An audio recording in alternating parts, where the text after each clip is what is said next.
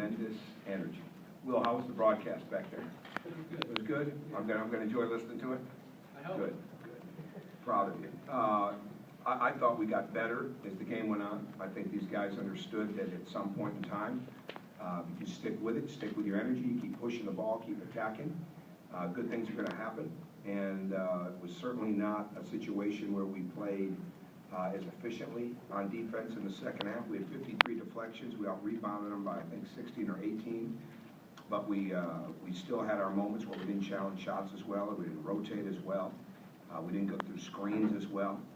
And I thought it was a great eye-opener for us in the sense of everybody's playing to win. It doesn't matter who it is. You've got to hit. You've got to have aggressiveness. You've got to be down in the stance. You've got to chase 50-50 balls. And then I think the biggest thing, especially in a guy like Troy, is you learn, like I mentioned at one point, I said, "Do you know who Babe Ruth is?" And he didn't. So we figured out how young he is. I said, well, Babe Ruth was an unbelievable home run hitter and a strikeout king. And right now, we don't want to be Babe Ruth. We don't want to hit home runs. We want to, and we don't want to strike out. We want to just play solid basketball. And with his aggressiveness, there were a couple points where he tried to make plays that would have brought the house down, but unfortunately, they made the baskets. And that's a great example of our night and of where our team is right now. There's a lot of talent. There's a lot of athleticism. There's a hunger, but we've just got to gain an understanding.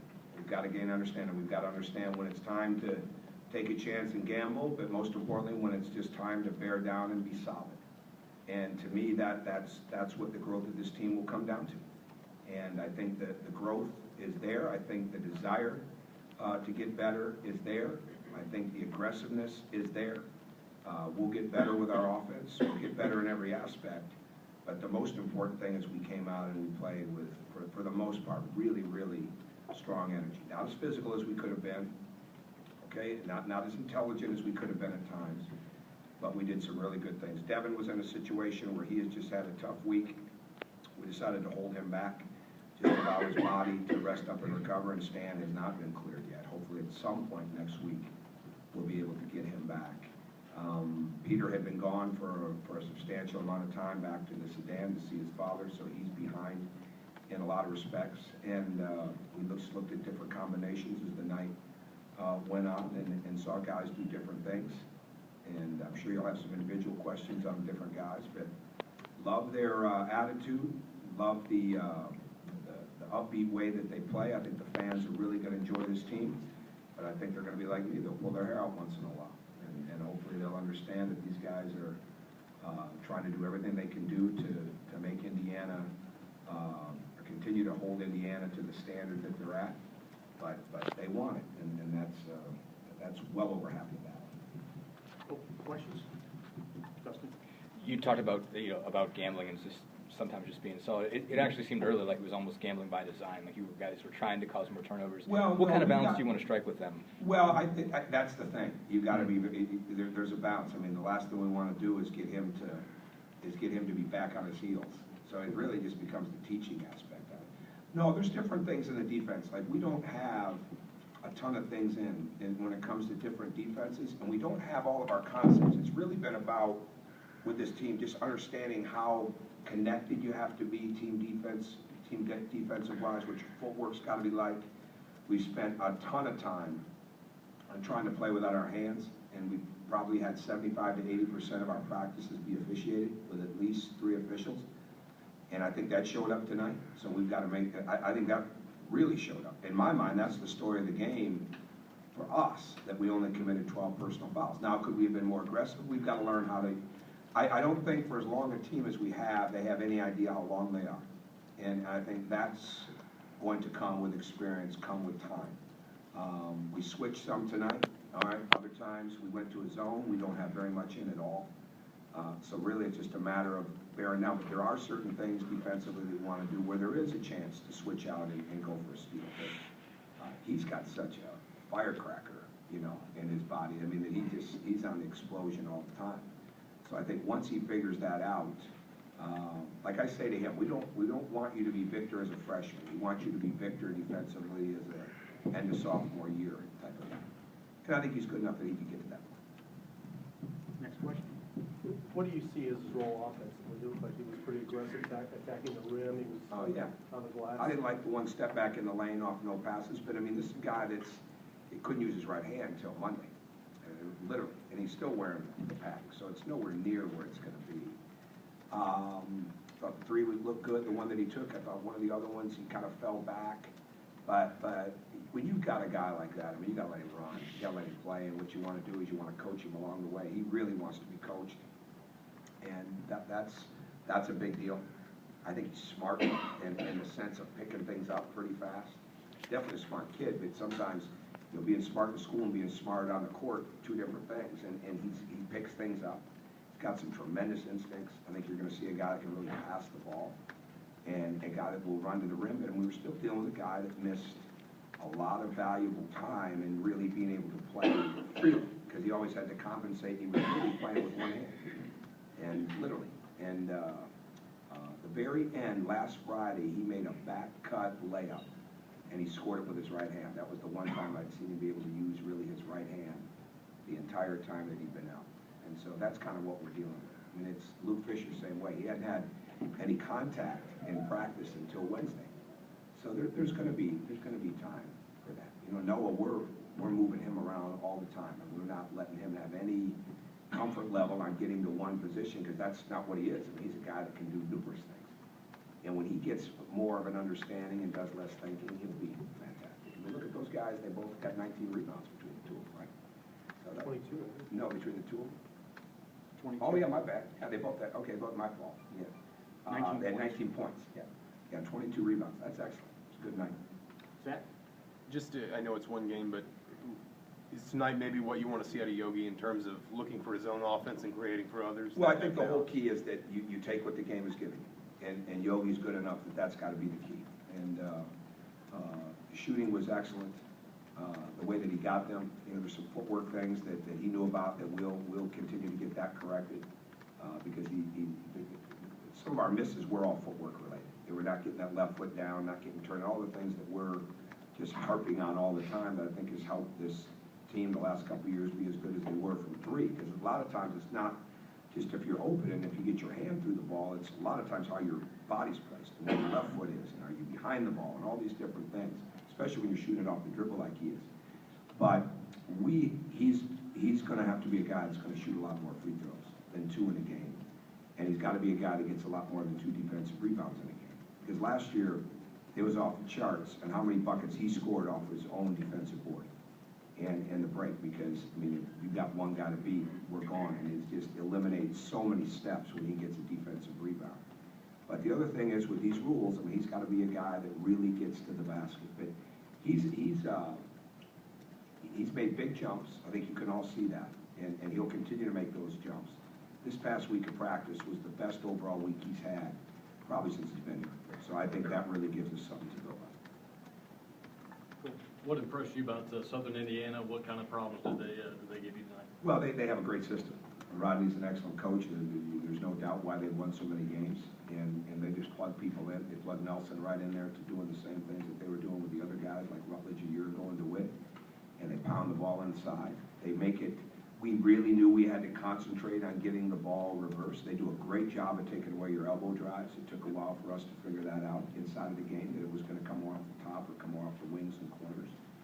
So that was important. They rebounded the ball well. We didn't challenge shots like we did, or like we needed to around the rim on some of their second shots. They've got good shooters. I mean, they're a really good team. I mean, that's a high-level league. And I know from my friends in that league that they've got their respect, from the couple that I talked to leading up to the game. So I don't think there's any doubt they're going to have a great year. Hunter looked more comfortable catching the ball, wanting the ball on offense, and what do you expect from him defensively? Well, I think he's got to be. He's in the front of the poster for a guy who doesn't understand how long he is. He and Noah, neither one of them realize that they've got wingspans that are like 2 people. So I mean, it's going to take a while for him to get to that, but he's really grown. He's getting healthier. He has his days where he doesn't. We're very precautionary. I think some people have seen him in a boot, and that's very precautionary. That most of the time that he's not in here, he's in that boot. And we keep a day-to-day watch on him as far as for what he's going to do in practice. And so he's gaining confidence. I think we were really looking forward to him going against Luke in practice. Then with Luke being out for so long, it really gave Hunter even more of an opportunity. And I think the two of them together are really going to get better. They both bring different things. But Hunter made that shot in the short corner. He's got, when I say that he's got some of the most improved footwork on our team, I think you can see why. Went to the foul line. I think he made both of them, right? Or all four? Five. What was he? He was 5 for 5. Yeah, excellent. And shot the ball, soft. A year ago, he would shoot the ball hard. So that the shot is softening right now, which is really, really important, coming off his hands a little softer. But he's got to be a guy that they're afraid to bring the ball down on. I mean, there was too easy for Southern Indiana to go through us. And we don't have any post doubles, like I said, or any digging schemes, anything like that in yet, and we will. But our one-on-one defense needed to be better in the post, and he's there with everybody else on that. Pete? Tom, when you have such a young team, do you have to be more patient or more demanding as you approach? Both, absolutely both. Demanding on the fundamentals. It's a great question, but you really have to be both. The demands have got to come on the details, on the fundamentals. Anytime you're always trying to build on the really good habits that they have, eliminate some of the bad ones, but you got to put better ones in there in place of it, or they go back to it. And there's the whole, what are you absorbing? What are you retaining? What are you applying? And that all goes in different stages for people. And so the bottom line is every day for us, I know this sounds trite, but it's so true. Do you come in mentally prepared? Do you come in with great energy? And do you come in ready to not only work hard, but to compete to win?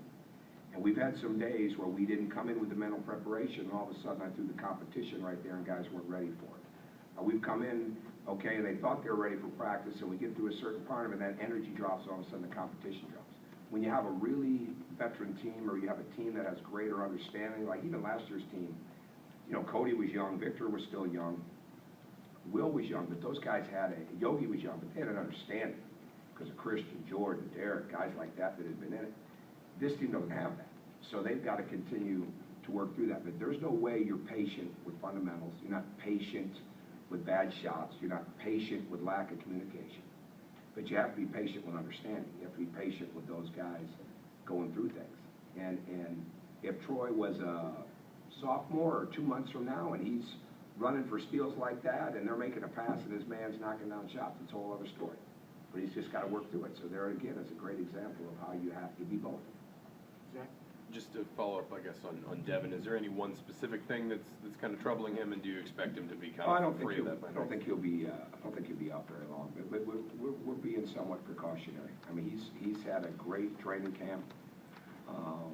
Been one of our most efficient, if not the most efficient guy when it comes to the hustle points. Plays very hard and aggressive, and just determined that it was better to make sure that he gets his body feeling better all the way around. Even though at this time of year, for any of them, you're never going to feel great.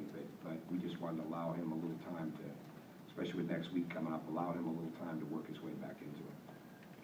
Justin? How much of a concern is Noah at the foul line? I guess is that a thing that you guys He'll are get worried better with about? that. No, I mean they all are after tonight, except a couple. Who'd have thought Hunter would go 5 for 5? So. We haven't spent enormous time on it. When it comes to the extra shooting, we've spent a lot of time on our scrimmaging. And when we shoot him, we try to shoot him fatigued. So we do that.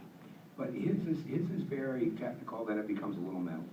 And right now it's just a matter of slowing the ball down and bending his knees. And if you notice, I think most of them are long. He's got such a long release because he's so long and tall. I mean, his hands are so big that we went back. There's only one guy that's gone through the NBA pre-draft camp in the last 12 years that's got bigger hands all the way across. It's Kawhi Leonard from San Antonio. Yeah, it's the only guy. I mean, and we're not ready for Noah to go run up to pre-draft camp. But I mean, when you look at the measurements, I mean, he got to work with that. And down that line, Dwayne Wade was like that. His hands were just enormous. And sometimes you try to compensate, rather than just relaxing and going up there and making them. So I think he'll get better. And I think he wants to play at the end of games. So I think he'll definitely get better. And Anything else for Coach? All right, thank you.